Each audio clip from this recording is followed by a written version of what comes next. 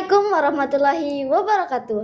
Hai warga Semanda, kembali lagi bersama kami di Semanda Punya Podcast dengan saya Ais. Nah, kali ini kita kedatangan tamu yang sangat inspiratif, yaitu Kak Andrea Rifandi.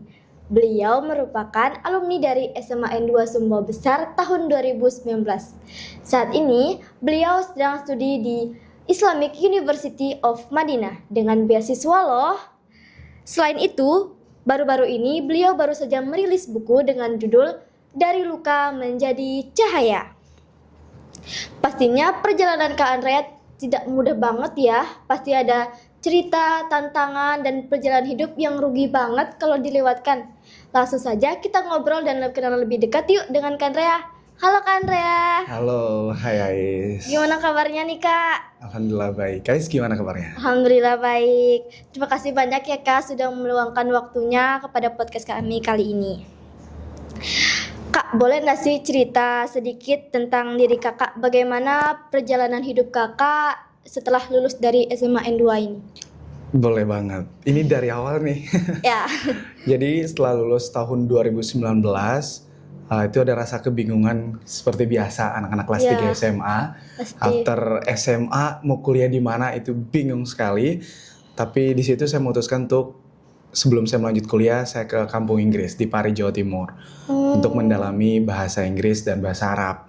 Di sanalah saya mendapatkan beberapa informasi luar negeri tentang beasiswa perkuliahan di luar sana, bahwa banyak banget ya pemerintah atau luar negeri beasiswa yang memang pemerintah sana menyiapkan full gitu.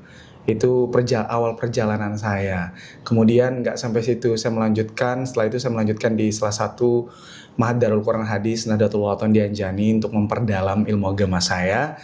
Setelah itu saya melanjutkan kembali pendidikan S1 saya di STAINW Samawa. Kakak pas ke Jawa itu TOEFL ya? TOEFL sama IELTS juga. Sekalian. Sejak kapan sih kakak ingin kuliah di luar negeri itu? Sejak kelas 2 SMA itu. Oh, kelas sudah dari lama ya? Iya, dari lama. Emang targetnya dulu tuh emang tinggi banget. Bercita-cita ke Oxford awalnya. Intinya saya ingin belajar ke luar negeri entah di mana saja, tapi memang impiannya mau ke Oxford awalnya.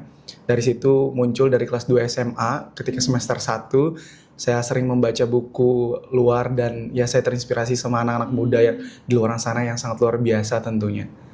Keren sih.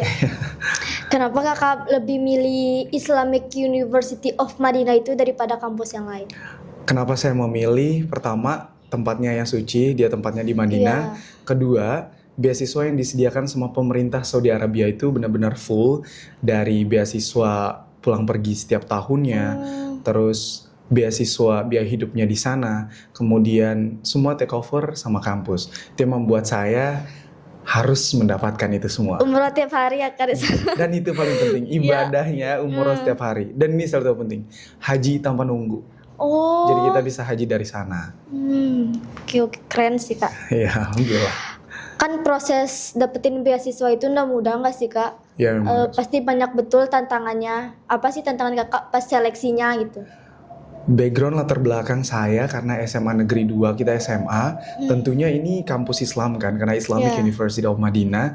Tentunya kesulitan kita ada di bahasa. Mereka menggunakan bahasa Arab. Sementara kita selama di SMA menggunakan bahasa Inggris dan Indonesia. Tentu itu kesulitan tersendiri. Yang kedua, banyak anak-anak pondok luar sana yang bersaing. Dan mereka yang memiliki hafalan Quran yang sangat luar biasa tentunya. Itu salah satu tantangan yang menurut saya sangat berat. Sementara saya hanya berpatokan dengan 1 juz selama saya di SMA. Ya. Bersaing sama mereka semua itu. Iya, bersaing sama mereka semua. Ada yang dari Semanda lagi nggak Kak selain kakak? Saya sendiri alhamdulillah. Oh, sendiri. Iya, keren. karena dulu memang agak susah mendapatkan informasinya. Informasinya juga saya dapatkan ketika saya di Pari. Bermain sama anak-anak gontor dari sana saya dapatkan, dari teman-teman sana. Teman-temannya? Iya. Teman-temannya nggak ikut Kak? Mereka juga ikut daftar. Tapi nggak ya, lolos. Alhamdulillah ya, rizkinya memang. Mereka belum kesempatan. Menurut kakak apa sih kunci utamanya bisa kuliah di sana? Kunci utamanya sebenarnya ada 3 kalau mau saya sebutkan. Pertama, Usaha tentunya. Ya. Kedua tips. ikhtiar. Ketiga doa dari orang tua dan guru. Ini Penting menurut banget saya sih. penting banget. 3 aspek ini perlu. Jadi kita jangan cuma bermimpi tinggi tapi kalau nggak kita laksanakan usahanya nggak ada, terus ikhtiarnya nggak ada, terus doanya nggak ada, sama halnya kayak sia-sia Sia-sia. gitu. Hanya bermimpi aja gitu kan. Iya sih. Di sana itu kakak seleksinya langsung ke Madinahnya atau lewat HP aja? Jadi seleksinya dulu kan tahun 2019 ya. Iya. After itu kan COVID. Oh iya. Iya kan? Itu 2 tahun COVID kalau nggak salah ya. Nah seleksinya tuh via online sebenarnya. Semuanya online, via online semuanya. Mulai dari pemberkasan, kemudian tes wawancara, yang terakhir tes kesehatan. Yang kita ke Jakartanya adalah tes kesehatan. Itu perlu proses yang sangat panjang menurut saya. Ya sih. Nah, Lanjut. Gimana sih pertama kali kakak di sana, kan pasti kayak awkward gitu, Iya, benar. aneh gitu Iya, rasanya. Gimana kakak bisa beradaptasi di sana? tentunya berbeda ya dari segi bahasa, Iya. makanan, terus perbedaan waktu kita jauh. 5 jam bedanya antara Madinah dan NTB. Kita di Sumbawa itu 5 jam bedanya. Sangat-sangat struggle awalnya. Bingung gak sih kak? Bingung, stres karena bahasa, kendala bahasa lagi. Dalam perkuliahan kita harus memakai 2 bahasa sekaligus, Arab dan Inggris. Iya. Itu yang membuat kayak agak stres sedikit, tapi itu yang kita inginkan, jadi kita harus ekstra. untuk Ada nggak sih belajar. yang arahin kakak di sana? Arahin sebenarnya Atau ada mandiri? sih teman-teman yang misalkan mereka yang udah lama di sana, kayak mereka bagi tips bagaimana kehidupan di sana, mulai dari bagaimana kita makan, terus belajar sampai kehidupan sehari diajar sama mereka gitu. Orang Indonesia apa orang sananya? Indonesia, Oh, orang orang Indonesia. Bagus sih. Ya ada ya Ya. pengalaman mereka. Selama kuliah di sana, apa sih perjalanan hidup kakak yang paling mengubah sudut pandang kakak sama kehidupan ini? Saat pertama kali saya umroh. Sifatnya mereka itu yang bisa ngerubah kakak gitu. Saat pertama kali Iya. saya melaksanakan ibadah umroh. Oh, Di situ ketika saya tawaf, saya masih mengingatnya karena ini umroh pertama saya dulu. paling berkesan. Ya berkesan sekali karena saya nggak pernah bermimpi akan sejauh ini perjalanannya. Betul.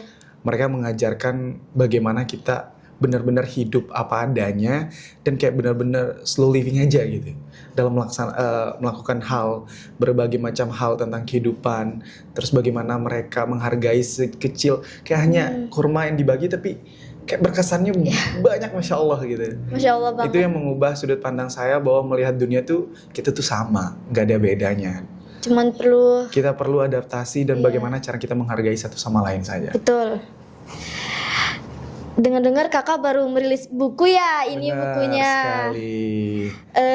Apa sih inspirasi utama kakak pas buat buku ini? Jadi inspirasinya diambil dari saya. Makanya judulnya kan Dari Luka Menjadi Cahaya.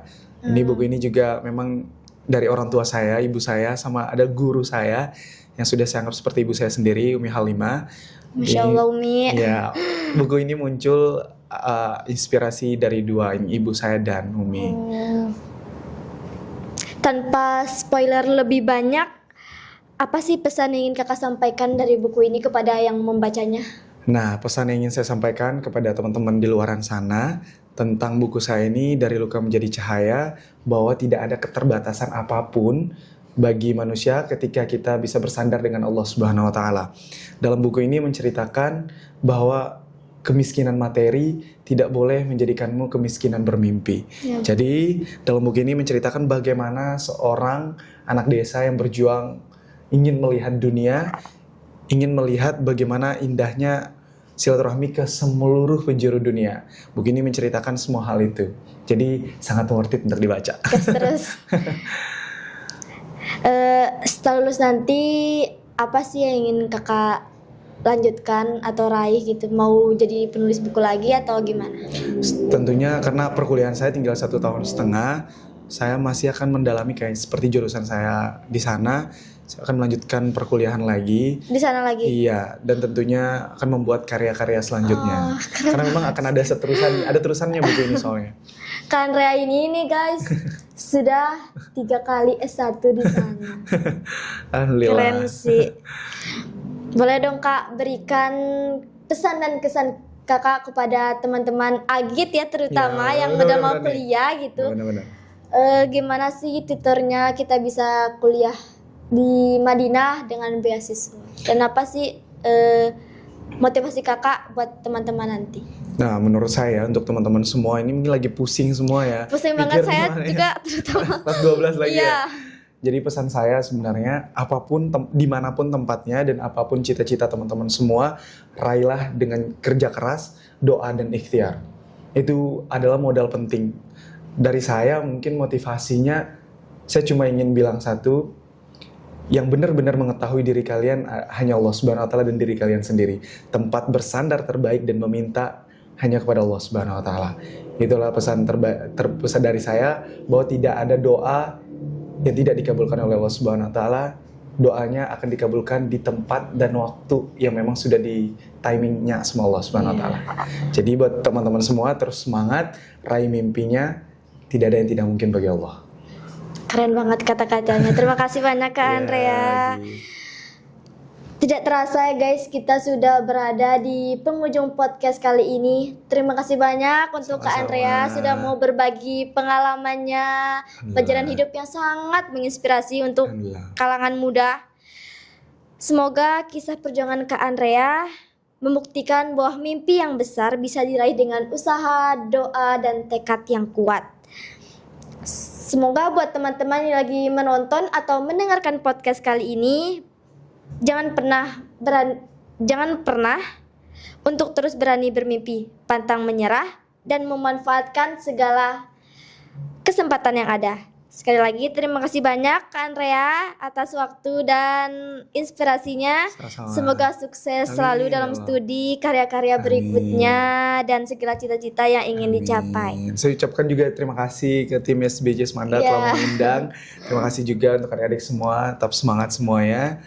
Ingat, tidak ada yang tidak mungkin bagi Allah. Betul. Saya Ais beserta partner saya pamit undur diri. Terima kasih sudah menyaksikan Semanda Punya Podcast. Jangan lupa dukung dengan like, comment, and subscribe agar semakin banyak cerita inspiratif yang bisa kita sampaikan. Sampai jumpa di episode berikutnya. Tetap semangat terus berkarya, dan ingat, setiap luka bisa menjadi cahaya jika kita memilih untuk terus melangkah. Wassalamualaikum warahmatullahi wabarakatuh.